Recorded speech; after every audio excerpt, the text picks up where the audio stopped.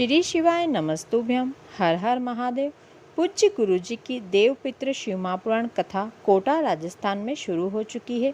आज उस कथा का पहला दिन था। आज की कथा में गुरु जी ने श्राद्ध पक्ष में करने वाले नए उपाय और उससे जुड़ी नई जानकारियां बताई है। चलिए जानते हैं। यदि श्राद्ध पक्ष में पूर्वजों की तिथि पर आप ब्राह्मण भोज करा रहे हैं तो ब्राह्मणों को बिना तिलक लगाए दक्षिणा दें, क्योंकि यदि आप तिलक लगाकर दक्षिणा देते हो तो एक ब्राह्मण को दक्षिणा देने का फल प्राप्त होता है।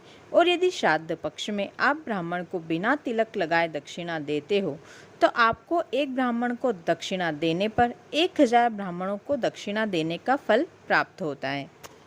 आपको केवल श्राद्ध पक्ष में बिना तिलक लगाए दक्षिणा देना है। इसके अलावा यदि आप कभी ब्राह्मण भोज करा रहे हैं तो आप तिलक लगाकर दक्षिणा दे सकते हैं।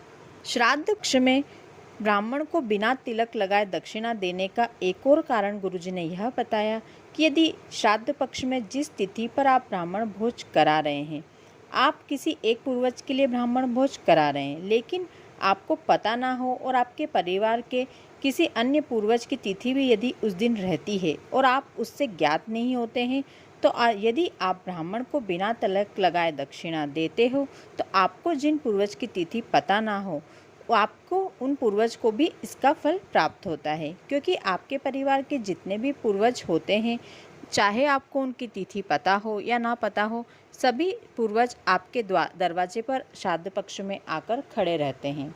आज की कथा में गुरुजी ने एक नया उपाय बताया है। ये घर में किसी का विवाह नहीं हो रहा है, आपका कोई काम बहुत समय से नहीं हो रहा है, आपके घर में कुछ भी अच्छा या शुभ मंगल नहीं हो रहा है, सारे कष्ट ही कष्ट चल रहे हैं, तो श्राद्ध पक्ष में 16 दिनों तक रोज अगर हो सके तो अपने घर के दरवाजे पर आटे की रंगोली बनाएं।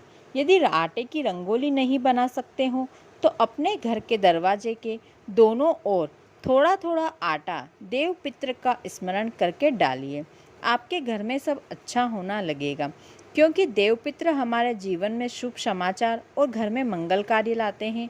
और देवपित्र एक और सबसे महत्वपूर्ण कार्य करते हैं कि जो गर्भ में बच्चा बन रहा होता है उसका शरीर कैसा देना है, यह देवपित्र ही बनाते हैं।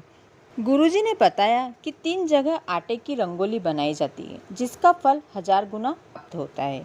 सबसे पहले पूर्वजों की जब भी जहाँ भी कोई पूजा होती है वहाँ आटे और हल्दी की रंगोली बनाई जाती है। जैसे पितरों के लिए पाटा भरा रहा हो, पितरों के लिए जोत लग रही हो, या अन्य कोई जो पूजा पितरों के लिए हो रही है, तो वहाँ आपको आटे की रंगोली बनानी चाहिए। दूसरा, जब भी घर में या घर के बाहर कोई यज्ञ होता है तो उस यज्ञ कुंड में आटे और हल्दी की रंगोली बनाई जाती है। ये 3 परिधियाँ बनती है ब्रह्मा, विष्णु और महेश के लिए।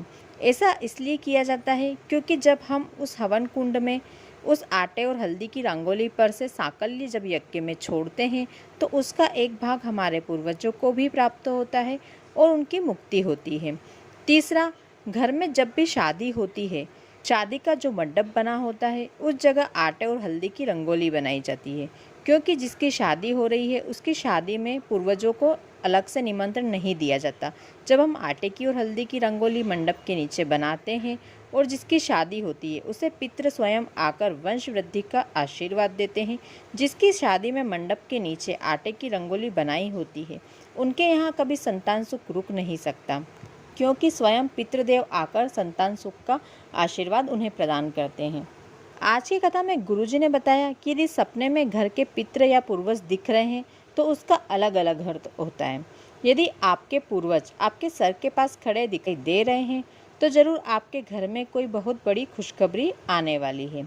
दूसरा, यदि हमारे पितृ हमारे पाँव के पास खड़े दिखें तो घर में बहुत बड़ी बीमारी आने वाली है। यदि पितृ अचानक सपने में आकर आपकी नींद खुल जाए और चले जाएं, तो हमारे घर में कोई कष्ट आने वाला है जो जल्द ही चला जाएगा। यदि पितृ किसी जगह ऊपर बैठे हुए दिखाई दे रहे हैं तो घर के बच्चों की तरक्की होने वाली है, नौकरी लगने वाली है या फिर बच्चों का विवाह होने वाला है, इसका संकेत पूर्वज हमें देते हैं। तो दोस्तों, ये थी आज की कथा की संपूर्ण जानकारी, नए उपाय। ऐसे ही नए उपाय जानने के लिए चैनल को सब्सक्राइब कर लें। वीडियो अच्छा लगा हो तो वीडियो के कमेंट में हर हर महादेव लिखना बिल्कुल भी ना भूलें और अपने दोस्तों और परिवार के सदस्यों के साथ वीडियो को ज़्यादा से ज़्यादा शेयर करें, वीडियो को लाइक करें, चैनल को सब्सक्राइब करें, साथ ही बेल आइकन को प्रेस कर लें। धन्यवाद।